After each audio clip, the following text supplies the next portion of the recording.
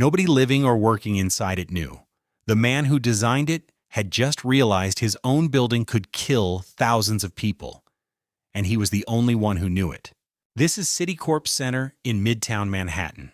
59 stories, 915 feet tall, one of the tallest buildings in New York when it opened in 1977. Its most famous feature is its sloped, angled roof. Originally designed as a future site for solar panels, decades before that was common. But the real engineering story isn't the roof. It's what's holding the entire building up. Its design broke almost every rule building engineers usually follow, and that was the whole point. A small church stood on the corner of the site, and its owners refused to sell or move, no matter how much money Citibank offered. So architect Hugh Stubbins and structural engineer William LeMessurier, one of the most respected structural engineers in the country, designed something that had never been attempted at this scale. Instead of resting on columns at its four corners, like almost every skyscraper before it, the entire tower balances on four massive stilts. That left the corners floating free, cantilevered 30 feet out into open air, directly above where the new church would be rebuilt underneath.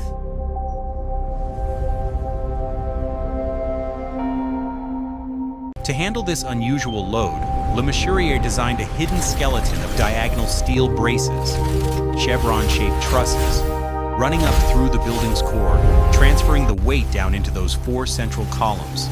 On paper, it was elegant. In practice, it worked. The building opened in 1977 to wide acclaim, praised as one of the most innovative structures in the city.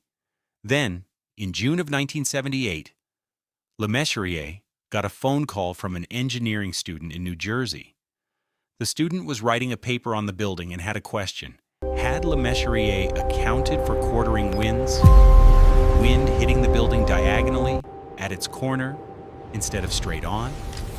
LeMessurier gave the easy answer, yes, of course.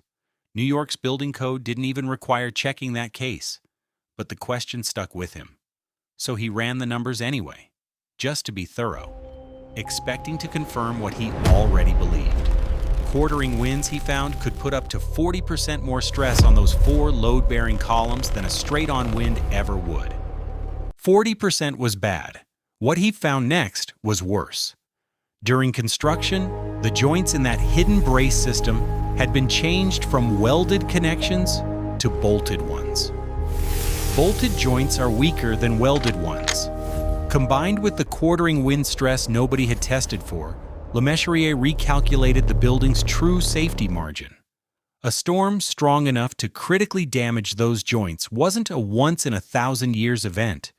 It was a storm New York City could expect roughly every 16 years, and directly beneath the building's four legs sat one of Manhattan's busiest subway interchanges, with Lexington Avenue packed with pedestrians and shoppers every single day. It was hurricane season, and Citicorp Center was fully occupied.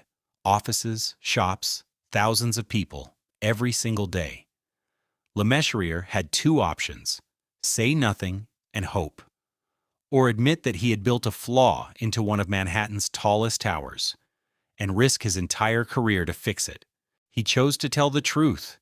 He called Citibank's leadership, then the city, then his own insurers. And together, they made a decision almost nobody outside the building would ever know about. They would fix it live, at night, while the building stayed fully occupied during the day, welding steel reinforcing plates over roughly 200 bolted joints, one at a time, floor by floor. Welding crews worked after the offices emptied out each evening, then vanished before employees returned the next morning, leaving no visible trace behind. Plywood boxes were built around the work zones so nobody below would notice. Citibank quietly arranged an evacuation plan and a 10-block shelter radius, just in case. The repairs ultimately cost several $1 million. And every day of delay meant another day the building stood on its original, weaker joints. And the entire time, meteorologists were tracking Hurricane Ella, gaining strength off the Atlantic coast, heading toward New York. If it made landfall before the retrofit finished, the numbers said the building might not hold. Hurricane Ella changed course at the last moment and weakened before reaching the city. The welding crews finished the retrofit roughly 3 months after it began, undetected by press, tenants, or almost anyone outside a small circle of engineers and executives. For nearly 2 decades, the public had no idea how close Citicorp Center came to catastrophic failure. The story only became public in 1995, when journalist Joe Morgenstern tracked it down and published it in The New Yorker. By then, LeMessurier had already told colleagues the full story himself, unprompted, turning his own near disaster into one of the most studied case studies in engineering ethics. He never faced legal consequences. His firm kept working, and his reputation, if anything, grew stronger for what he chose to do. Today, engineering students at universities around the world are still taught his name, not for the flaw, but for what he did after finding it. Citicorp Center still stands in Midtown Manhattan today, renamed 601 Lexington Avenue. Its hidden bracing system long since reinforced and inspected for decades since. The building's original flaw is public record. The willingness to admit it, while there was still time to fix it, is what actually saved it.